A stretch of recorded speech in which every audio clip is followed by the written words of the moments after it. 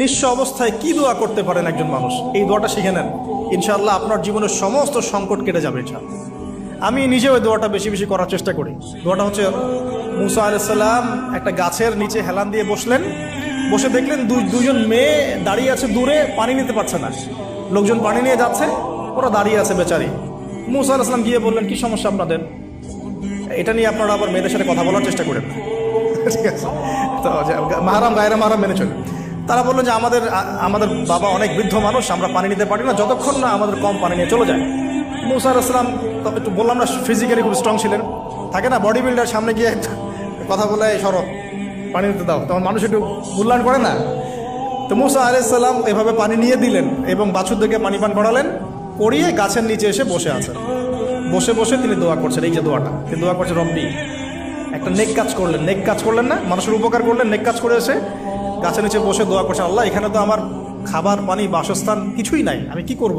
রব্বি ইন্নি লিমা আনজালতা ইলাইয়া মিন খায়রিন ফাকির, রব্বি ইন্নি লিমা আনজালতা ইলাইয়া মিন খায়রিন ফাকির। আবার বলেন, রব্বি ইন্নি লিমা আনজালতা ইলাইয়া মিন খায়রিন ফাকির। অর্থ হচ্ছে, হে আল্লাহ, তুমি তোমার পক্ষ থেকে আমার উপরে যে নেয়ামতগুলো দিবে, আমি এর জন্য ফকির হয়ে বসে আছি। আল্লাহ অর্থ বুঝে পড়বেন ভাই, নামাজ রোজা হজ জাকাত যাই করেন আল্লাহর রাস্তা অর্থ বুঝে পড়বেন।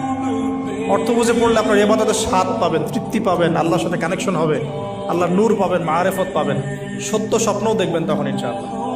তখন সত্য স্বপ্ন দেখবেন ইনশাআল্লাহ। আল্লাহ পাক তৌফিক দান করবেন। এবার আল্লাহ পাকের সাহায্য নেমে আসলো, ওই দুই মেয়ের মধ্যে একজন হেঁটে হেঁটে চলে আসে। এবার এই মেয়ের হাঁটা সম্পর্কেও কোরআন কথা বলেছে, সুবহানাল্লাহ। এই মেয়ে কিভাবে হেঁটে এসেছে এই হাঁটার বর্ণনাও কোরআন দিয়েছে। কোরআন বলেছে এই মেয়ে হেঁটে আসছে লাজুক পায়ে। এখন আপনি এই পুরো ওয়ার্ল্ডের মেয়েদের হাঁটা দেখেন, লজ্জা আছে? তাহলে মেয়েদের সাথে লজ্জার একটা গভীর সম্পর্ক আছে। এই মেয়ের প্রশংসা আল্লাহ পাক কোরআনে করলেন, লাজুক পায়ে লাজুক ভঙ্গিতে অবনত নয়নে সে হেঁটে আসলো। এখন আপনি কেলে যান, গোটুকে আপনাদের টুইন টাওয়ারে যান, দেখেন সবার হাঁটা চলা দেখেন। হায়া লজ্জার কোনো বালাই আছে এখানে? আমি গত লেকচারে বলেছিলাম যে আদম আলাইহিস সালাম এবং হাওয়া আলাইহিস সালাম, ইবলিস তাদের সাথে প্রথম যে আচরণ করেছে ওই ফল খাওয়ানোর পরে, সেটা কি? তাদের গা থেকে পোশাক খুলে পড়ে গেছে, মানে নগ্ন করে দিয়েছে আমাদের পিতামাতাকে। মহাবিশ্ব নগ্ন করে দিয়েছে কে? ইবলিস। তো এখন এই পৃথিবীতে আমরা যারা নগ্নতার চর্চা করছি, তার কার এজেন্ট আমরা বুঝতে বাকি আছে? আমার কথা কি বুঝতে পারছেন কিনা?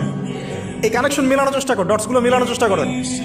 সামনে যাই প্রিয় ভাই, এই মেয়ে এসে বলছে, আমার বাবা আপনাকে ডাকেন, আমার বাবা আপনাকে ডাকছেন। তিনি গেলেন, বাবা শুআয়ব আলাইহিস সালাম। তখন এক বোন ইনডাইরেক্টলি বাবাকে বোঝাচ্ছে যে বিয়ে শাদী দিলে ভালো হয়।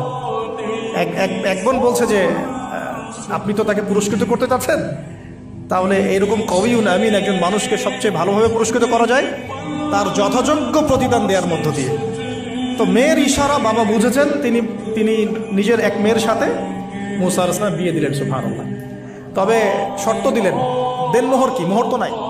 মোহর কি এবার? মোহর হচ্ছে 8 বছর তোমাকে আমার ফার্মে কাজ করতে হবে।